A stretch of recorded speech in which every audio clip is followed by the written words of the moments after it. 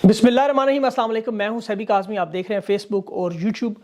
पहले अहम खबरें आपके सामने रखता हूं। इमरान खान की कॉल पर मुल्क गिर एहतजाज, तैयारियां कहां तक पहुंची और कौमी असम्बली में इमरान खान के खिलाड़ियों का आज भी पलड़ा भारी रहा।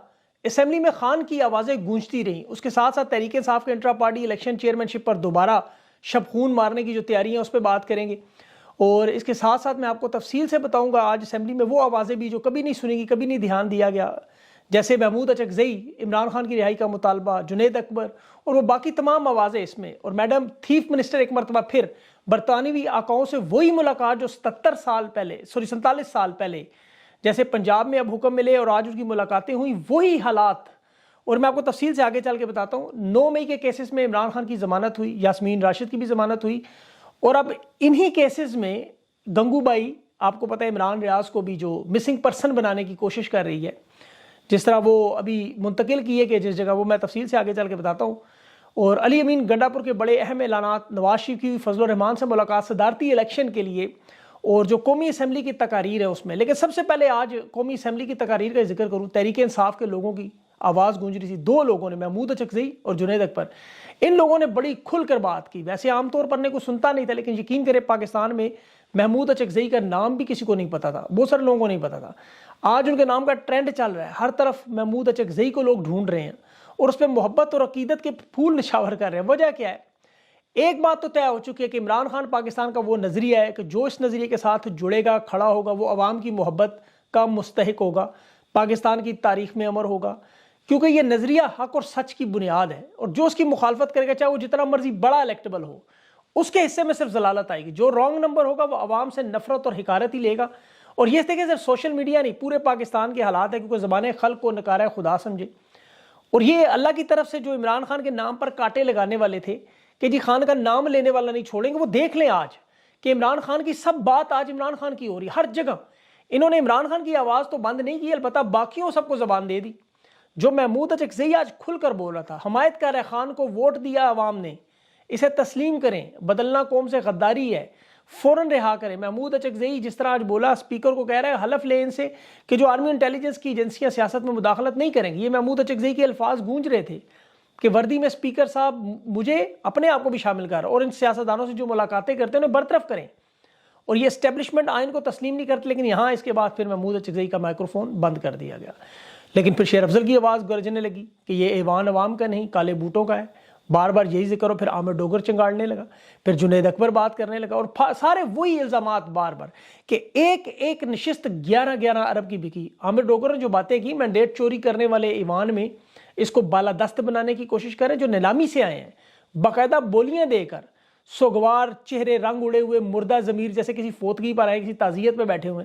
कौमी असम्बली के फ्लोर पर धांधली के जिम्मेदार अफसरान के बारे में इस तरह बातें हुई जो रिकॉर्ड का हिस्सा बन रही थी।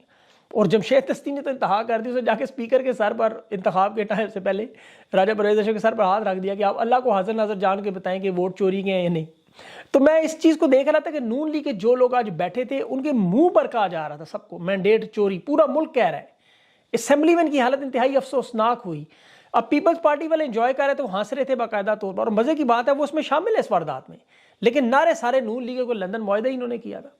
और पूरे ऐवान में जिस तरह मैंडेट चोरी, आज चित्राल से ग्वादर तक जहां ये लफ्ज़ सुने वो आपको मैंडेट चोर, वोट चोर, यही आवाज़ें। फजल रहमान खुल के बोल रहा है, महमूद अचकज़ई, लश्कर सानी, अख्तर मैंगल, पीर पगाड़ा, MK मुस्तफ़ा कमाल है, कामरान ठिसोरी है, जमात इस्लामी है, मुस्तफ़ा नवाज खोकर है, पीपल्स पार्टी के अपने कमर ज़मान का नदीम अफजल चान है, नून लीग का निसार चीमा है, इस्तेकाम पार्टी का गुलाम सरवर है। ये सारे के सारे गवाहियाँ दे रहे हैं आज इंटरनेशनल मीडिया समेत। अब खैबर पख्तूनख्वा की इसमें सारे तारीफ़ करते हैं, इसमें कोई शक नहीं, मुबारकबाद के मुस्तहिक है। लेकिन देखिए, पंजाब को यहाँ भूले नहीं कि जहाँ ना कोई कंपेन, ना कॉर्नर मीटिंग, ना जलसा, ना झंडा जनारा मारने की इजाज़त। और पंजाब पुलिस ने जो आपको पता है पहाड़ गिराए जुल्म और सितम की, माओ बहनों को सड़कों पर बालों से घसीटते रहे। लेकिन अगर आप वोट बैंक में देखें तो पाकिस्तान में पंजाब के लोगों ने सबसे ज़्यादा वोट डाला।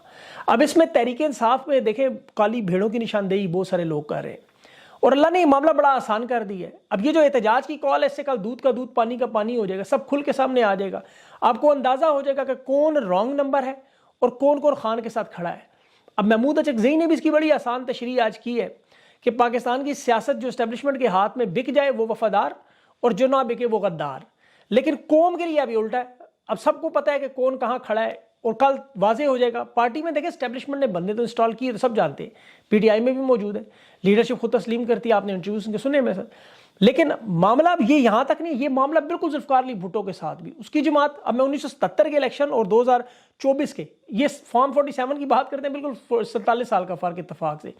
77 میں جو واردات ہوئی، امریکی حکومت جس طرح کر گئی، اسی طرح بائیڈن کی حکومت نے بھی کیا، آج برطانوی حکومت بھی. اب آج جو مریم نواز سے جین میریٹ کی ملاقاتیں ہو رہی ہیں الیکشن سے پہلے الیکشن کے بعد، اس تناظر میں آپ دیکھیں تو بالکل وہی 47 سال کا سارا بالکل وہی سٹرکچر.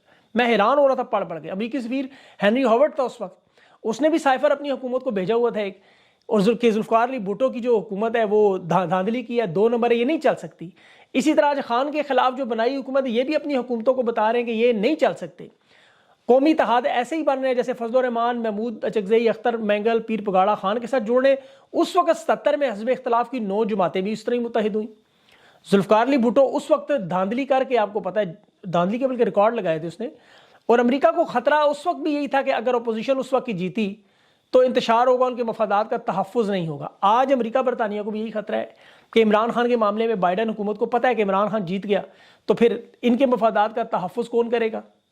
اسی لیے 7 مارچ 1977 کو جب یہاں اس وقت ناقابل یقین دھاندلی کی گئی، لیکن اس کے مقابلے میں 2024 کی دھاندلی ویسے کچھ بھی نہیں ہے. 2024 وہ دھاندلی 2024 کے مقابلے میں کچھ نہیں ہے. اس وقت الیکشن کے 7 دنوں کے بعد مظاہروں کا اعلان ہو. آج تحریک انصاف احتجاج کی کال اسی طرح دے رہی ہے. تحریک انصاف کے بھی آج مطالبات وہی ہیں، الیکشن کمشنر مستعفی ہو، جہاں جہاں دھاندلی ہو وہاں ٹھیک کریں، سیٹیں ہمارا مینڈیٹ واپس کریں، IMF ان چوروں کو واپس پیسے نہ دے. اور قومی اتحاد کی بھی اس وقت یہ ڈیمانڈ تھی، ان کے بھی 4 مطالبات تھے. ایک ذوالفقار علی بھٹو کا استعفیٰ مانگتے تھے، دوسرا نیا الیکشن کمیشن مانگ رہے تھے وہ، ایک انہوں نے صدر کے ساتھ جو نگران حکومت بنائی اور جو اس قومی اتحاد کی مشاورت سے بنے، اور چوتھا وہ نئے انتخاب. اب یہاں اتوار کو شہباز شریف ایک تقریر کرے گا، تحریک انصاف کو کچھ نشستیں واپس کرنے کی بات کرے گا، جو مخصوص نشستیں روکی ہیں وہ حل کرنے کی بات کرے گا. یہ اسی لیے روکا ہوا ہے. اس وقت ذوالفقار علی بھٹو نے الیکشن کے 5 دن کے بعد قوم سے خطاب کر کے بالکل یہی اپیلیں کی تھی کہ آپ کی جو اپیلیں دائر ہیں، آپ کو کچھ نشستیں ہم واپس کر دیں گے. تو واردات کا طریقہ کار وہی ہے اسٹیبلشمنٹ کا، بالکل ایک چیز. اس وقت بھی عوام ماننے کو تیار نہیں تھی، آج بھی عوام ماننے کو تیار نہیں. اب یہاں پہ فرق کیا ہے اور ہوگا کیا؟ اس وقت جو تھا تشدد استعمال ہوا احتجاج میں. اب دیکھنا یہ کل یہ احتجاج میں طاقت کا استعمال کرتے ہیں یا احتجاج کا معاملہ کس طرف جاتا ہے، یہ بڑا اہم معاملہ ہے. ایک طرف تو آپ کو رانگ نمبر اس میں سے مل جائیں گے کہ کون کون سے ہیں، لیکن اس وقت جب 23 مارچ 1977 کو کراچی میں احتجاج شروع ہوا تو وہ اتنا بڑھ گیا کہ پھر فوج کو بلانا پڑا اور کرفیو نافذ کرنا پڑا. پھر بھٹو نے قومی اتحاد کو مذاکرات کی پیشکش بھی کر دی، وہ مسترد ہوگی. اور 77 میں، اور اس میں مزے کی بات یہ ہے کہ اس میں بھی امریکہ ملوث تھا، جسے خود ذوالفقار علی بھٹو تسلیم نہیں کرتا تھا کہ امریکہ جیسے آج شہباز شریف کہتا ہے ایبسولوٹلی یس کرے، لیکن ساری دنیا کو پتہ ہے امریکہ کی مداخلت. آج اسٹیٹ ڈپارٹمنٹ ہنستا ہے ان باتوں پہ. اس وقت پھر پیپلز پارٹی کے لوگ میدان میں آئے، اور پھر 30 اپریل کو بھٹو نے، مزے کی بات ہے، پنڈی میں سیکٹری وینس کا وہ خط بھی لہرایا کہ جس طرح عمران خان کا سائفر کا معاملہ تھا، بالکل وہی چیز. اب یہ میں آپ کے سامنے باتیں اس لیے رکھ رہا ہوں کہ اس وقت حالات بالکل وہی ہیں، بالکل وہی. اس کے بعد پھر میرے عزیز ہم وطنوں کی آواز آئی، اور ضیاء الحق نے جب ذوالفقار علی بھٹو کو پکڑا، اس وقت پیپلز پارٹی کے بہت سے عہدیدار جو اس وقت پیپلز پارٹی پہ قبضے کا سوچ رہے تھے، اور اسٹیبلشمنٹ کو پتا تھا کہ ذوالفقار علی بھٹو کے یہ جو ساتھی ہیں انہیں ملا سکتے ہیں، لیکن ان کی پہلے 71 کی بیوقوفی سے بنگلہ دیش علیحدہ ہوا اور شیخ مجیب کو راستے سے ہٹایا. 78 میں انہوں نے ذوالفقار علی بھٹو کو الگ کیا، اس کو علیحدہ کیا، اور اس وقت سندھ بھی ٹوٹ جاتا. سندھ میں بھی آج تک جو نفرت پائی جاتی ہے پنجاب کے بارے میں یہی وجہ ہے. لیکن عمران خان کا معاملہ مختلف، یہ پاکستان کے چاروں صوبوں کو جوڑنے کی ضمانت ہے. اگر خدا نخواستہ انہوں نے کوئی واردات کی تو یہ پھر ملک خدا نخواستہ اللہ نہ کرے 4 حصوں میں ٹوٹ سکتا ہے. اللہ انہیں عقل کے ناخن دے. اور تحریک انصاف کے اندر بھیڑوں کو بھی، کالی بھیڑوں کو بھی یہ سوچنا اور سمجھنا ہوگا کہ یہ 77 میں جو واردات ہوئی 2024 میں آج لیکن لوگ دیکھ رہے ہیں. اس وقت منافقت کر کے کچھ ہفتوں میں، کچھ مہینوں میں بات کرتے کرتے جس طرح آج کر رہے ہیں، اس وقت بھی ننگے ہوئے، آج بھی ننگے ہو رہے ہیں. اس وقت بھی اچھا یہ لوگ احتجاج کی کال کر کے خود گرفتار ہو جاتے تھے تاکہ ہمیں نکلنا نہ پڑے اور عوام میں مقبول، اور آج بھی یہی واردات. لیکن آپ بہت سارے لوگوں کو بہت زیادہ عرصہ بیوقوف نہیں بنا سکتے. اب یہ معاملہ کھل کے انشاءاللہ کل سامنے آ جائے گا. اب عمران ریاض کی بات کروں، اب پنجاب کی میڈم چیف منسٹر، وہ بھی اسی معاملے سے، احتجاج کے معاملے سے آواز اٹھانے کا معاملہ ہے. آج دیکھیں عمران ریاض رہا ہو سکتا ہے اگر وہ مینڈیٹ چوروں کے خلاف خاموشی اختیار کر لے، اور اگر وہ نہیں مانے گا تو یہی کہا جا رہا ہے کہ جی رہائی مشکل کر دیں گے. واضح طور پر عمران ریاض کو تحویل میں رکھنا اس لیے ضروری ہے. ابھی دیکھیں جو کل N117 شاہدرہ سے دھاندلی کے خلاف احتجاج کا آغاز ہوگا، اور اس احتجاج کی عوام میں بھرپور اپیل ہے، اور یہی اس وقت سوشل میڈیا پہ عمران ریاض کی سب سے بڑی آواز ہے، اور انہیں تکلیف یہ ہے کہ وہ عوام کو بتاتا ہے کہ آپ احتجاج کے لیے نکلے، پرامن حق کے لیے کھڑے ہوں۔ عمران ریاض اب خاموش کرنا ان کے لیے بڑا ضروری ہے۔ اب قانونی اعتبار سے دیکھیں، جو انہوں نے جسمانی ریمانڈ کے بعد انہیں مغل پورہ اسٹیشن کے حوالے کرنا چاہیے، یہ لے گئے مانگا منڈی۔ اب میں جو شروع میں آپ کو بتا رہا تھا، یہ مانگا منڈی وہ جگہ ہے جہاں پہ وہ SHO شبیر امان اس کا نام ہے، 2 دن پہلے ٹیکسی ڈرائیور پر تشدد کر کے اسے دنیا سے رخصت کروا دیا۔ بے رحم لوگ، بے رحم ترین۔ اب عمران ریاض پر یہ دباؤ اسی لیے ڈال رہے ہیں کہ اس کے حواس کمزور کرنے، بولنے کے قابل نہ رہے، مقصد اور کچھ بھی نہیں ہے عمران ریاض سے ان کا۔ اب جس طرح بھی دیکھیں کچھ لوگ اغوا ہو کے واپس آئے، جو معلومات میرے پاس آئی ہوں اگلے کسی ویلاگ میں تفصیل سے آپ کے ساتھ پورا ویلاگ کروں گا، اس پہ رونگٹے کھڑے کر دینے والی معلومات ہے، لیکن اس کی میں بعد میں بات کروں گا۔ فی الحال تو ان کی جو وارداتیں ہیں وہ آپ کے سامنے، ابھی تحریک انصاف کی چیئرمین شپ پر جو شپخون مارنے کے چکر میں جس طرح انہوں نے پہلے انٹرا پارٹی پر الیکشن چوری کرنے کے لیے واردات کی، ایک دفعہ پھر اب اسٹیبلشمنٹ اپنے ایک پالتو کو چیئرمین کا دعوے دار بنا رہی ہے۔ یہ شخص جو اس کا نام ہے نوید انجم خان، اور یہ NA5 سے الیکشن لڑا، وہاں تحریک انصاف کا جو نثار خان تھا، نون لیگ کا نثار خان تھا، اس کے حق میں بیٹھ بھی گیا، جس کے بدلے میں اس نے کہا جی میری آپ خیبر پختونخوا کے جو صوبائی نشستیں اس میں حمایت کریں اور مجھے جتوا دیں۔ اتنا بڑا رانگ نمبر سیاسی گد الیکشن مہم میں خان کی تصویر لگا گیا، ابھی یہ 20 دن پہلے کی بات، 22 دن سیاسی گد نے ووٹ مانگنا خان کی تصویر پہ شروع کی ہے، اور جمعیت علماء اسلام سے بھی ٹکٹ مانگتا ہے، پاگل اور دیوانہ اس سیٹ کے لیے۔ ملے کتنے 738 اسمبلی اس میں سے، اور خیبر پختونخوا میں سے 845، یہ اوقات تھی اس کی، وہ بھی تصویر کی وجہ سے مل گئی، ورنہ اس کو تو گھر سے ایسے لوگوں کو ووٹ نہیں ملتے۔ اب یہ بندہ الیکشن کمیشن میں جا کے درخواست کر رہا ہے کہ اسے تحریک انصاف کے چیئرمین کا الیکشن لڑ، بالکل اسی طرح سے اکبر اس بابر انہوں نے ایک دم نکالا بیچ میں سے، اور الیکشن والے دن اس کو کھڑا کر کے انتخابی نشان قاضی فائز نے بلہ چھین لیا، اور اکبر اس بابر کبھی انتخابی اس کے بعد الیکشن لڑا ہی نہیں۔ اس شخص کے بھی یہی حالات ہیں، لیکن پیچھے مالکوں کا بوٹ ہے اور بڑی زور سے ہے تشریف کے پیچھے، اس لیے آپشن ان کے پاس بھی کوئی، انہیں بھی سمجھ آ نہیں رہا کریں کہ میں حیران ہوں ان کے تھنک ٹینکس پہ جو بڑے بڑے بزرگ مور بن کر بڑے بڑے مسائل کا حل نکالتے ہیں، انہیں یہ چھوٹی سی چیز کیوں نہیں سمجھ آ رہی کہ یہ چوری کی حکومت بنا کے کامیاب کیسے ہوں گے، کیونکہ مسئلہ پاکستان کا ایک تو ہے نہیں، اس وقت مسائلستان انہوں نے بنا دی ہے۔ 2 نمبر حکومتوں کے لیے سب سے بڑا مسئلہ ان کی جو ریڑھ کی ہڈی جو وزارت خزانہ ہے، اب اس کے لیے 11 اپریل کو IMF کا معاہدہ ختم ہونے جا رہا ہے۔ اسحاق ڈار 4 مرتبہ وزیر خزانہ رہ چکا، چاروں دفعہ پرفارمنس نل، اور اس نے دیکھیں IMF اس کے نام پہ اعتراض کر رہا ہے، IMF کو کیونکہ اس نے 2 نمبر واردات کی تھی، نمبروں کی ہیرا پھیری کی تھی، پاکستان کو بعد میں جرمانہ بھی لگا تھا، پھر IMF نے ایک وقت میں قرض دینے سے بھی انکار کر دیا تھا اس کے ٹائم پہ جب PDM پارٹ 1 تھا، شہباز شریف کو جا کے IMF کے گھٹنے پکڑنے پڑے چیف ایگزیکٹو کا، آپ کو یاد ہوگا۔ تو نون لیگ اب صرف نوازنے کے لیے اپنے خاندان میں بس وہ چاہے نواز شریف کا بھانجا ہو، نواز شریف کی بیٹی ہو، اس کا بھائی ہو، اس کا سمدھی ہو، صرف رشتہ ضروری ہے۔ اب انہوں نے اسحاق ڈار کو اگر وزیر خزانہ نہ بنایا تو ڈپٹی پرائم منسٹر بنانے کی بات کر رہے ہیں، جس طرح وہ ویسے نام تو ان کے پاس حفیظ شیخ بھی ہے، ڈاکٹر شمشاد اختر بھی ہے، محمد وہ حبیب بینک کے اورنگزیب صاحب بھی ہیں، لیکن ان میں سے کوئی نام اگر نہ چنا گیا تو پھر اسحاق ڈار کو لگا کے تباہی بربادی کا سلسلہ جاری رہے۔ معیشت کی حالت اس وقت اتنی تباہ برباد ہے، تجارتی خسارہ 30%، یعنی 14.8 ارب ڈالر صرف جولائی سے فروری تک 6 مہینوں میں ہوا ہے۔ روپے کی قیمت جو ڈالر کے مقابلے میں گر رہی ہے، اور بجلی کے بلوں میں اضافہ، اور ان کے لیے دیکھیں ابھی بہت بڑا مسئلہ جو سب سے بڑا آنے والا جون میں بجٹ بنانا ہے۔